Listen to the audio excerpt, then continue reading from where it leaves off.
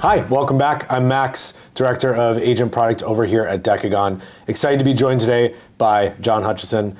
John, maybe you want to give a quick intro to yourself for the folks at home? Cool. It's great to be here. Thank you for having me. I was most recently the CEO of Bonobos, the D2C menswear brand. Before that, I ran a fitness company called TRX.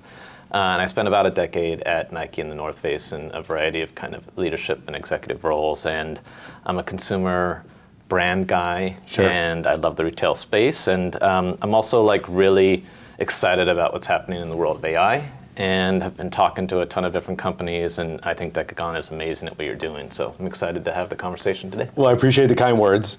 Super excited to have you here. I imagine with the historical wealth of context that you have, there's a ton that we can get into in terms of what you've been seeing, where you think things are headed. Maybe a good place to start, though, is let's take a look at the past. Okay. So talk to me a little bit about maybe historically how you've seen folks approach overall CS organizations. I know before we turned on the cameras, we were chatting a little bit about sort of the transformation you've seen these organizations go through. Talk to me about what you've seen historically. Yeah, and I think using Bonobos as the prime example is the best. Bonobos was one of the original D2C brands. E-commerce existed before us, but it was marketplaces of Amazon and others. And then the founders of Bonobos came around and said we can sell pants online. And that was a radical concept then. Yeah. The other thing that they did was they really put CX at the center of what they did. They were very inspired by Zappos, in the day, which was all about customer happiness and satisfaction. And so the time that Bonobos was really hitting the zeitgeist and getting lots of mentions, there was a powerful word of mouth that was driven by our internal CX team. We called them ninjas back in the day because we wanted to make sure it didn't feel like normal customer service. They were an in-house team. We were based in New York. They were sitting with us, and they offered amazing customer service, customer experience. And they were a big part of how we got kind of famous in our own little way. Sure. Fast forward 15 years, it kind of became normal customer service. We still had an in-house team, but hey, cost pressures. So we started to look to BPOs, business process outsourcing and offshoring. So we would go to the Philippines or South Africa or other places to see if we could get people who could serve our customers. As we scaled up, we still had that in-house team, but how do we find scale, CX, cost savings? And there's just a lot of disappointment with kind of the quality of the BPO side of things. Sure. It also tended to water down a little bit of what our in-house team was doing. And it's just I was sitting at Bonobos a few years ago feeling we kind of lost that thing that had defined us and really kind of made a magical experience. And how do we get back to it? And we built our own chatbot internally. And that was expensive. That took a lot of time, but it was only able to take care of about 20% of the stuff coming in, return labels and stuff like that. And so it wasn't until the LLMs and ChatGPT and other things started to break through in the past year or so, really into our the average person's consciousness. They're wow, there's natural language interaction that actually feels real, is thoughtful, can get things done, and I just thought that there's there's got to be a way for this to be applied to customer experience. It's a very straightforward application of it, and there's only a handful of companies who are doing it as AI native companies, and Decagon is one of them. And I think it's just it's going to change how customer service happens. I think the other thing too is it's not just about replacing people. It's really about the customer experience. We all wait. We're waiting for on phone lines. We're waiting for live chat to get back to us. We're waiting for the email, right? And I think what's missed in some of the promise of what's happening right now is we don't have to wait anymore. Sure. We can get our issues, our questions solved immediately. And really well, right? And that frees up, our staff at brands to work on other things, work on styling and product information and other higher level things that they just didn't have the time to work on before. So for me, this is an amazing moment. The technology is here, but I think, what Decagon has done, like you're AI native, you've created in this world from the bottom up, and I think that's the difference. I think it makes a ton of sense. One of the things I'm curious about before we talk about the future is maybe some of the tenets of those early times. So talk to me about, we were talking about this ninja concept, some of these early days successes for these organizations getting off the ground. What was different about the way that you guys were running your team at the time? And what was different about, what are their philosophies, what are their principles about, how folks can take away to make their CX orgs better? Like talk to me a little bit about that experience. Again, it doesn't seem that long ago, but maybe it makes me old. This is like 2007 to 2010 timeframe. People still needed to get confidence in like that they could buy something online. It would be the right thing. It would get to them. So a lot was about building trust with the consumer, where these were a lot of new interactions, and so we went out of our way to provide phenomenal customer service. It was always yes. We're gonna whatever the question was, we're gonna solve it. We hired people who were like really talented. It's not like someone goes and thinks, I want to be a customer service agent. We were in New York. We hired people who were comedians. We hired people who worked in Broadway in the theater, like who needed day jobs to make money to do the thing. But like what it meant was like they had personality to spare, right? Yeah. And that was part of what made that era for us, our ninjas, like really a magical experience. For the customer. It's like I just called because I had a problem with the order, but like I left thinking like Adam was really cool with me. I'm like, and I'm gonna tell someone about like this weird pants company that I just bought from. Right. And so I think that that has kind of been lost in like thinking of this as just purely as a cost center, thinking about how can we get the lowest possible cost, offshoring all these things. Like we lost the touch with like this is a really important customer touch point, and it can make or break that customer's perception of your brand. And like I'm really excited about this moment of like being able to reset that. Now we have tools that can handle a lot of the like more routine things that allow us with our human CX organizations to really elevate that service, to get back to surprising and delighting customers, and like becoming a word-of-mouth marketing vehicle unto itself. It makes a ton of sense, right? I feel like the cost internally, like to put financial aside, of you as a leader to make that kind of thoughtful investment is probably quite high. And so one of the things I've noticed when I'm talking to leaders in the space is they're coming to us and they're saying, what's the right way to make CX a priority? So in that operating model where you were bringing in people with great personalities, right? I think there's still lessons to be learned in sort of like the modern world of LLMs. Where did CX live in your organization? How were you leveraging them? How close were they to you and your team? Like what role did they play? Just like help me understand how like the org chart was structured there. Yeah, and like Bonobos is unique because it was like so I didn't found Bonobos. I ran it for the past handful of years. So this was a big part of like the turnaround at Bonobos was trying to get us back to the things that really worked for us, right? Absolutely. And so CX was like one of those main pillars. So that may have made like the Bonobos piece unique. But like when you just like think about org structures, like a lot of times CX will report up through like either marketing, because it is like marketing is seen as like the group that handles all customer touch points, right? And that's important. You want to have consistency there. You want to make sure standards are high across the board, or like e-commerce or a sales organization, because they're seen as like serving, part of the sales journey, right?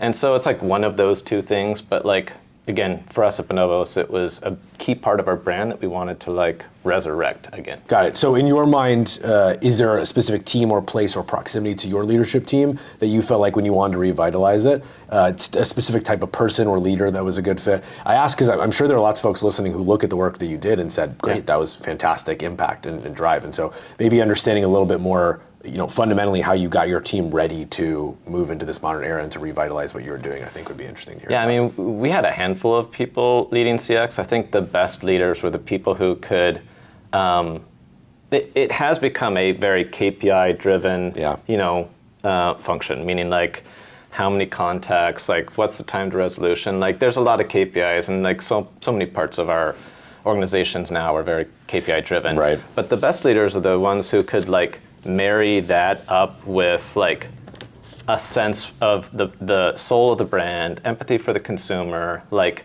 how we talk to people, not exactly how fast we're doing it, like that matters as well. And so like leaders who could like bring both of those things together, like really, made a difference in our organization. And then from your mind, you have you sort of reorient around quality to some degree, right? Yeah. How do you then action like that to some degree? You tell your teams like, hey, quality is our highest bar.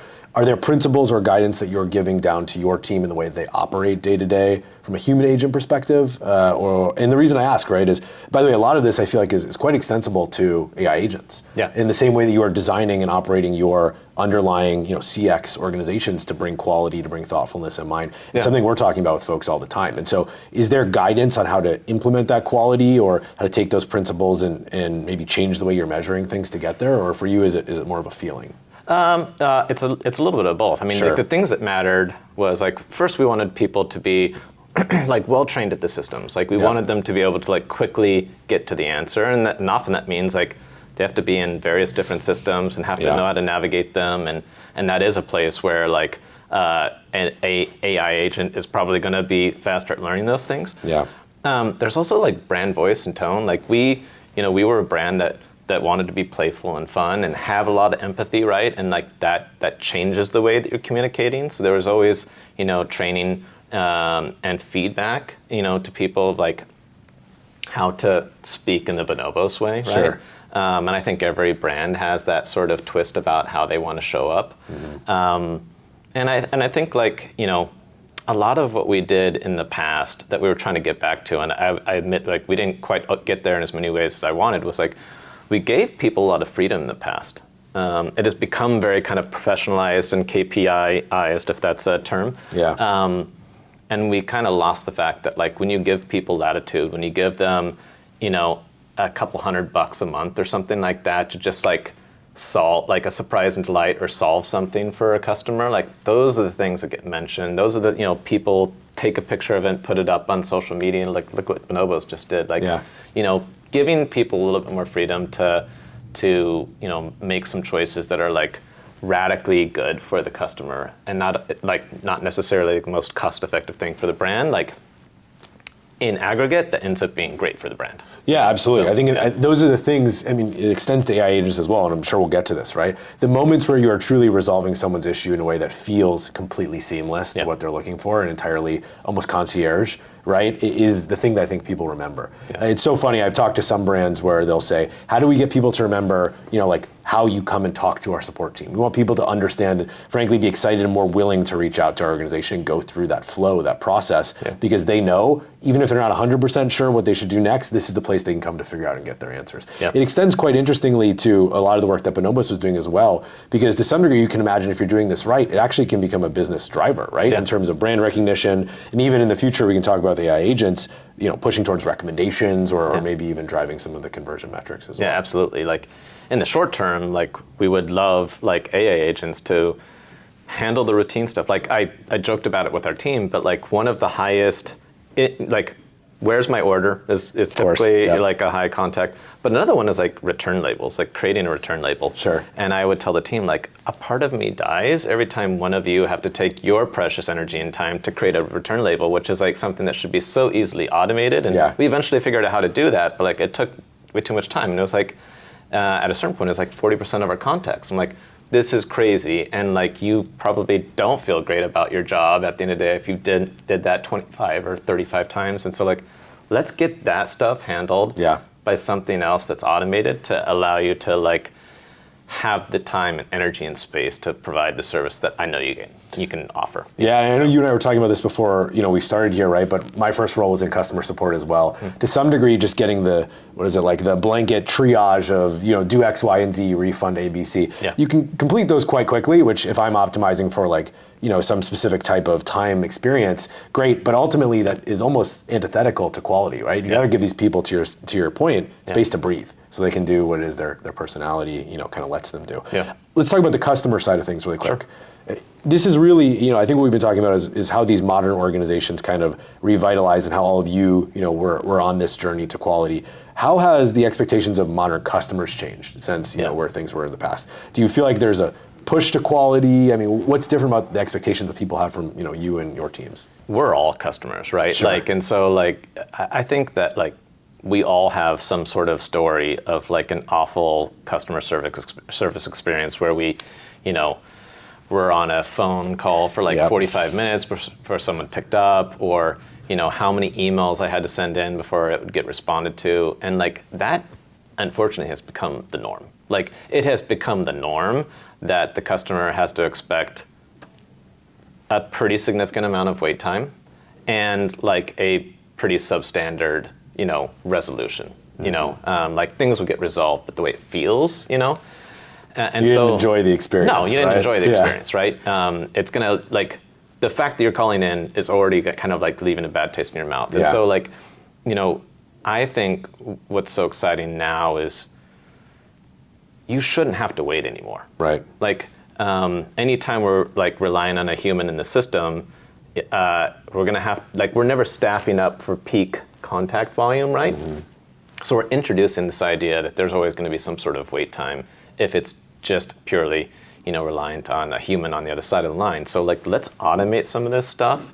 And, you know, if a customer doesn't have to wait, I don't think they care if it's an AI chatbot or if it's human being or not. If I can get my problem solved in 45 seconds or a minute and a half, like that actually feels kind of extraordinary now. And so for you, you know, if we think about overlooked moments in the customer journey, it is keeping quality in mind, but expediency, you know, at the forefront. Ideally, you can get something at the intersection of those. Yeah, totally. Yeah. I think that makes a ton of sense. Are there places that businesses can be investing in the customer experience to like yield the biggest ROI? And we can talk about this in the context of AI agents, I'm sure, but I'm curious if there are any best practices or tips that people can pull away and trying to maintain the balance of these two. Like I would argue, like equally important, sometimes opposite, historically at least, sort of like dichotomy functions. I mean, you know, and this is applicable across a lot of the companies that I've worked for, but like, especially at Nike, we spent a lot of time talking about the consumer journey and mapping it out. And this is several years ago, and it's become more part of the lexicon. But like, if you really map it out, there are points where there's, you know, it can go one way or the other. A conversion or transaction can happen or it cannot. There can be a sale or a lost sale. And you know, we really focused in on those points of friction, and like, particularly in the world of e-commerce, right? Like that moment before the add to cart, or that moment before checkout, or that moment even afterwards, or like I put in the wrong address or something. Like being able to like quickly answer or resolve those issues like matters, because you know your ability to like save that sale significantly drops off if there was a mistake made along the way. And so to me, like that expediency is like a really big deal. And we made sure that our teams were like as well prepared as possible, you know, in terms of like access to systems, great training, to be able to answer those things. But we were just, you know, you can't always staff up to like have everyone ready to go. One of the things that I also think is interesting about e-commerce in particular is like the channel variety, right? You have retail, you have loyalty, support, fulfillment, all these other items, right? How do you make sure across like essentially this like very broad multi-channel approach that you're kind of closing the gaps and meeting customer expectations regardless of where they are on maybe that buying journey? Is there a specific way you bring your teams to get ready to do that? There's what we were doing and there's what we hope to do, right? And there's always a gap for everyone, right? And you know, I just think like the focus has been so much on just handling the problem as quickly as possible, the KPI sort of orientation. We lost some of the other lenses on things. Like, not every customer is the same. And like, there can be like a hyper loyal customer who has ordered from us for 10 years, right? And, you know, of course we see that in the system, but like you kind of have to dig through the system to identify like this is a VIP, right? And so we would go through things, try to make sure that like we were more clearly identifying VIPs, but like sometimes he didn't have the time for it. So like there's always been, just because of how overwhelmed our team has been with just handling what's coming in, not the time to be able to take a little bit more time with a VIP or whatever it happened to be, you know? And so like, I think this is the real opportunity now as we free up really talented folks to work on the things that really can elevate the customer experience, because they just haven't had time for it. Well, so let's talk about this in the context of AI agents, right? I think like a lot of the things that we've been discussing feel very clearly like areas of opportunity for maintaining an equal quality bar while still driving like operational efficiency, right? Higher quality bar, actually. Yeah, Right? It's a fair point. Yeah. I think one of the things that I'm thinking about for a lot of the businesses that we're talking to day to day is when is the right time to starting to consider bringing automation, AI agents, LLMs into folks' CX infrastructure? Because I think what you're talking about is people have these principles, they have these visions, but they're not quite sure when they're ready or when like it's time to take the next step, essentially. Yeah, so it was like 6 months ago they should have started. So no, but for real, I think that we, again, on our journey, we've got a terrific in-house team. We're augmenting it with, offshoring BPOs, trying to build our own chatbot. Yep. The building the chatbot took a long time, and it again got to a certain level of quality and kind of tapped out. And I remember talking to someone who was kind of demoing a product like this, 8 months ago, and that was like ChatGPT was kind of coming out, but it hadn't really hit broad cultural awareness. And I remember seeing for the first time a natural language interaction with an AI chatbot built on top of an LLM. And I remember thinking that is magic. That's unbelievable. Because everything before that was it had to be typed in a specific decision way. Tree. It had to have a keyword in it and the decision tree. And so the natural language, thing that has happened in conversational AI and ChatGPT, and now everyone sees it. Now everyone's aware of it. Most people are using it. Customer service, customer experience is the perfect application of that. It's actually it almost seems like it was designed for it. Now the reality is, I know it takes a lot to actually make sure that you have to build a lot of intelligence to make sure that's done right. Which is why not everyone is already doing it. But to answer your question, time is now. Right. People understand now that there are LLM technologies that allow for a natural language exchange, and there are companies like Decagon who have built on top of that infrastructure something that's perfectly attuned to deliver terrific customer service, customer support, and overall customer experience. And so the time is now to be able to reach out, see one of these things demoed if you haven't seen them already. It is impressive, and kind of no matter where you are on a journey or what your mix is of current existing CX support, it is inevitable that this will help you. It's what we were seeing is we had our chatbot was able to do 25 or 30% deflection rate or handling the contacts that came in. It's 75%, or better, with Decagon, and it's only getting better, and so that is stark. The numbers speak for themselves, right? And it's time. It's ready. You're 6 months ago. So I'm behind, right? I'm I got to close this webinar. I got to go figure things out. Yeah. Inevitably, there's some facet of readiness within their business. And I talk to large enterprise businesses in e-commerce and frankly across several industries about this today. They're saying to us, we know this is the right thing to do. We know this can drive value, but what do we need to be doing to get ready to start this journey and go on this journey? What do we need? Different teams? Do we need to be investing more in our tech stack? I think that this is one of the most common conversations I'm having on AI readiness, essentially. Yeah. The next question you're going to get from people like me is okay, how long does it take to implement it, right? And again, we've lived in the world of enterprise SaaS where it's not uncommon for it to take 6 months and be $250,000, and in the world that we live in right now, that's too long and it's too expensive, right? And so what leaders can be doing is trying to figure out make sure your tech stack is API ready. It's not only this, but other things you're going to have to be, starting to swap out. We're at an inflection point now where the old enterprise SaaS world that has been dominant for 10 years is going to start to get replaced and leapfrogged by AI-based systems. And it's ideal if it can be done in a modular way, a quick way,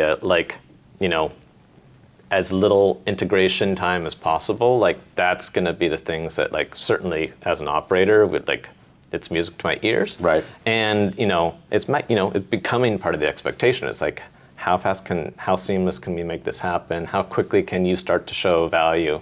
like that's what wins. Yeah, and I think about the core components that I'm working through when I'm building agents with businesses, right? API readiness is certainly one of the considerations, integrations into third-party systems, because you want these things to live in tandem with your business. They're a representation of your brand. You don't want them to feel like they're this separate kind of like unbranded entity to some degree. And for them to be successful, like, our CX agents had to be plugged into like 3 or 4 different systems because it just depends on where the order was in processing, and an AI agent has to be as well. So it's like, in some ways, it's not just a bolt-on to one part of the tech stack. It like sits right in the middle of the stack and like plugs in wherever the customer needs them to.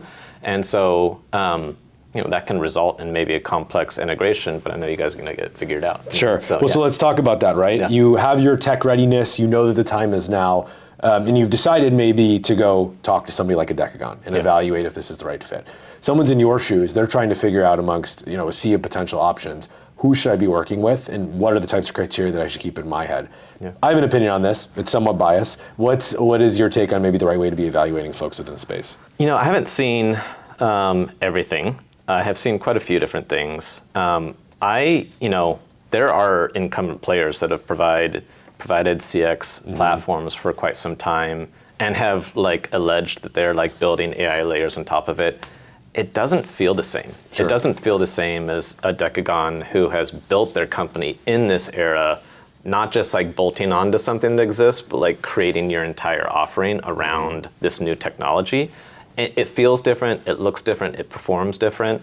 And so to me, there's just a handful of players, and you guys are prominent in the space that I think are AI native CX platforms, and it's the next generation of technology. You feel that when you're having the product demos, and I think people are going to realize that pretty quick. So like, go out and look at everything, but to me, there's a difference between like old world and a new world, and like how these platforms have been built, and I think I'm hearing and seeing that it shows up in the numbers as well. The actual performance is superior. Yeah, the way that I think about it, I call it the 3 Ps. It's sort of like an internal framework that I've built in my head from talking to folks, right? It's product, it's partnership, and performance. Yeah. Because if you think about it fundamentally, what am I capable of doing, right? What am I able to control? How do I have visibility? How do I make sure this effectively isn't a black box? Is a huge consideration, I'm sure, for a business like yours, because to some degree these agents are representative of your brands, right? And then I think as you move through your implementation experience and decide what to do, who you are working with and who brings you on this journey is absolutely massive. I mean, this is where my team and I spend most of our time, is ultimately how do we make sure that we are shepherding folks into an agentic world. Ultimately, long term, I think, to your point, this will become ubiquitous, but the speed, I think, at which things are changing, who you work with and how they will show up in your day-to-day matters a ton. And then ultimately, you do still have to consider the KPIs on the performance side, right? Yeah. Is the quality there, CSAT scores, deflection, resolution, these types of measurements that folks are doing? I've generally found for the folks that feel like they at least understand or are resolute across the 3 Ps, right? Yeah. I think they generally feel like they're in the right spot and they can make a confident buying decision. Maybe aside from those 3 criteria, do you agree with the principle? Am I missing a 4th P? No, I think those are great. Maybe my criteria would be like, show me the performance. Yep. Show me the ability to like control my brand voice a little bit. Like everyone, has a different angle on it. Bonobos had an especially unique angle on it. And then like, show me the ability that like I can really monitor it. Like there's still a significant amount of trust we're going to have to put. This all still feels new. Yeah. And I think that's where Decagon separates itself as well. Like you have a number of tools that have been built to create that sense of confidence, of oversight, and really the ability to like even go in and tweak and change it. Like I don't have to have someone on my technology team, change it because you've got the agent operating procedures, that so I can just say like, hey, I want to use natural language to tell it to do something different, and it will, right? And so I think like it's the combination of those things that like, it's the performance, of course. I'm sure there's a price discussion, right? Sure. Those things matter. Then the ability to fine tune it to my brand, and then to continue to fine tune it like in real time. Like those are really important things to, again, build trust in like a very new way of like interacting with customers, but one that's very exciting. So. How do things change for your team in this world? So I think it's relatively clear how these businesses, like we said, get ready to go drive their decision. Of course, there's partnership from folks like my team at Decagon. How does that reflect in your team? Do you want to bring in people that are managing and building these agents? Do you want to rely more heavily on someone like a Decagon? Talk to me about how people should be thinking about headcount planning, staffing, skill sets, the types of people that they want if they're moving into an agentic world. Yeah, I mean, for us, like, I think there's, and for us, it's like Bonobos, but like kind of any company that I'd be running in the near term, it's there's still going to be a combination of like an AI agent and human agents, Sure. right? And I think that is important, and I'd like to have a leader that's managing both, right? Yeah. On some level, you want that leader to be able to provide feedback and training to the AI agent in a very much the same way as a human agent, right? And so, like having, that skill set is still really important in terms of CX management. What it does on the human CX side of the equation, again, it frees the time up for them to do higher level work. Coming from the apparel industry, like product recommendations, styling tips, like very complicated size recommendations. Like I'm sure we can get to some point where the AI agents can do that, but in the near term, like this is a terrific space for our very talented and very like product aware human agents to be able to like spend the time to answer those questions and not be so worried about like how many contacts did I serve today, how much time, and like frankly at a certain point, like can we flip the script? This is no longer just like reactive customer support, but it can be proactive. How can I have my CX team start to like get out there and like push messaging out and start to talk to customers in a way that's not so reactive but proactive? I think that's exciting. I think we can't understand the value of the human in the loop, right? Yeah. Like it's just a necessary component, but I think to your point, the value of that human, you want to increase. You want it to be increasingly meaningful. Yeah. And you obviously want AI agent solutions to be able to handle the things. Eventually, of course, with the right integrations, with the right development, I actually think agents are actually capable of maybe being able to make these recommendation decisions, but I think it's a journey that a lot of these folks end up going on. Yeah. One of the things that I've seen I'd be curious to get your take on is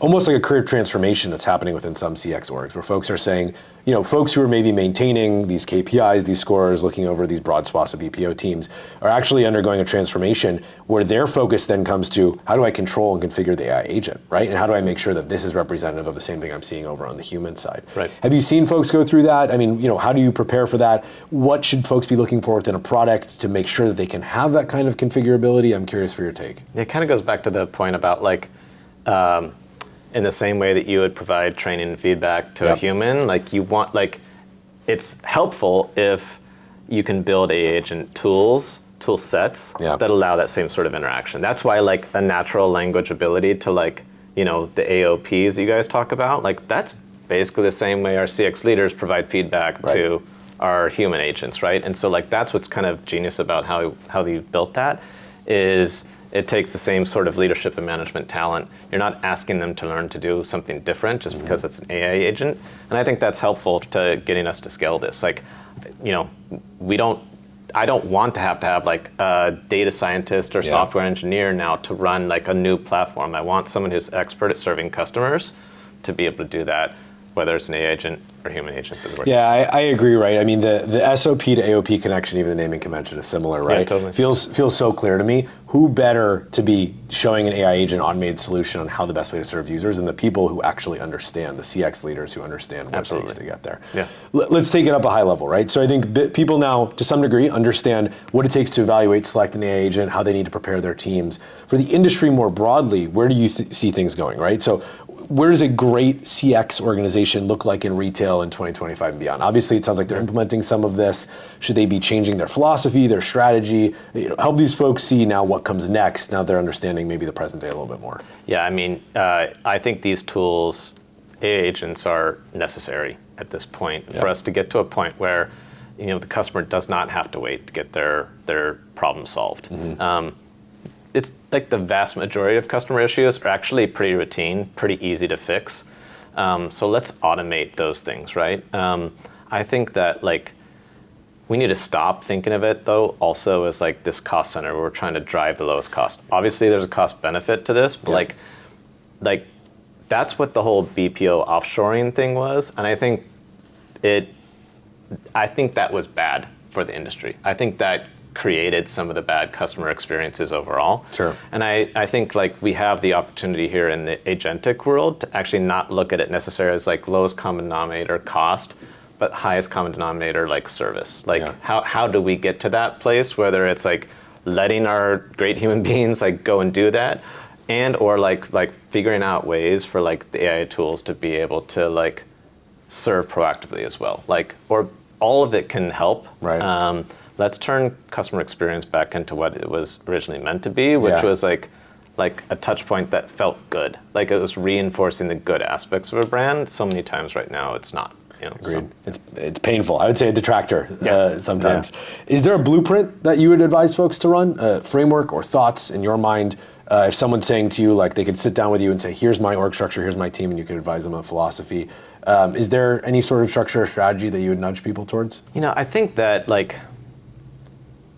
everyone's going to have like a different orientation towards it. So I'm not sure if I have any answer on a blueprint. I would say like keep in mind like the you know, we call it customer experience now, not just because it's like a nice positive connotation on things, but because sometimes that's what we've lost, right?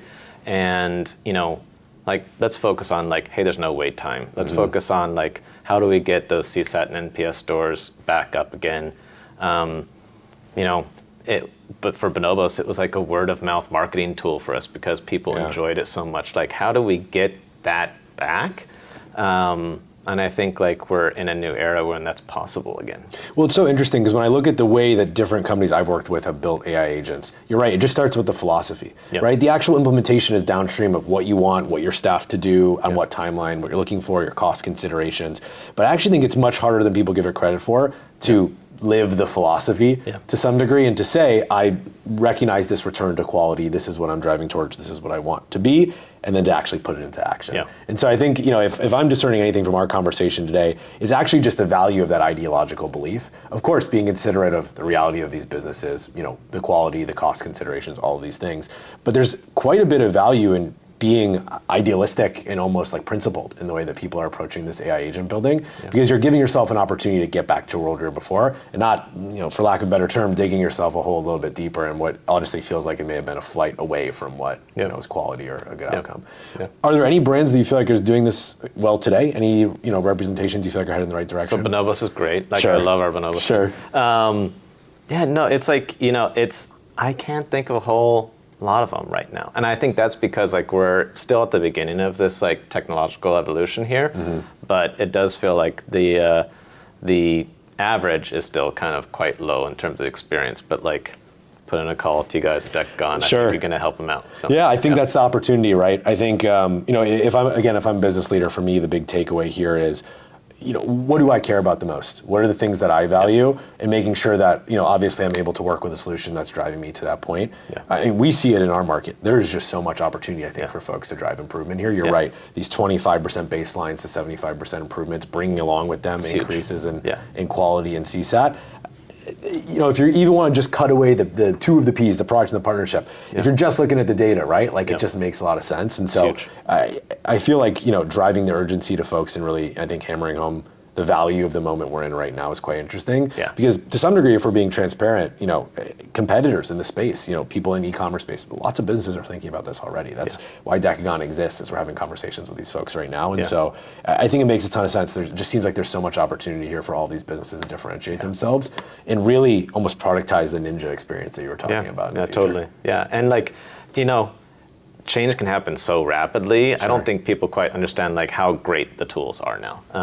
But that is a testament to what you guys have been developing in a really short period of time. And I think like I'm excited for, you know, talking a year from now and being like, actually, no, like a lot of brands are like hitting this mark now. And it's because they've implemented what you guys are building. Well, John, thanks for joining me. Appreciate it. Yeah. Good chatting. Talk to you soon. Thank you.